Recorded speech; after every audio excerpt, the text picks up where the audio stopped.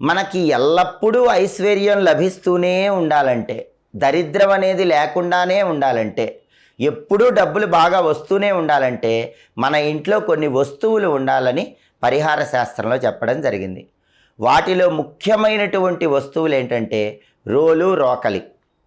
ఎందుకంటే రోలు అనేటటువంటిది పార్వతీదేవి స్వరూపం, రోకలి అనేటటువంటిది పరమేశ్వర స్వరూపమని ప్రామాణిక పరిహార శాస్త్రంలో చెప్పారు.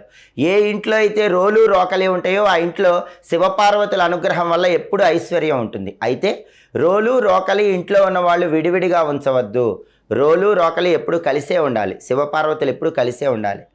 ఒక ఇంట్లో శుభకార్యక్రమం కోసం పసుపు దంచితే రోట్లో అతి తొందరలోనే ఇంకా శుభ కార్యక్రమాలు జరుగుతూ ఉంటాయి. అంతటి శక్తి రోలు, రోకలికి ఉంటుంది. ఆ తర్వాత ఖచ్చితంగా ఇంట్లో ఉండాల్సిన వస్తువు చాట.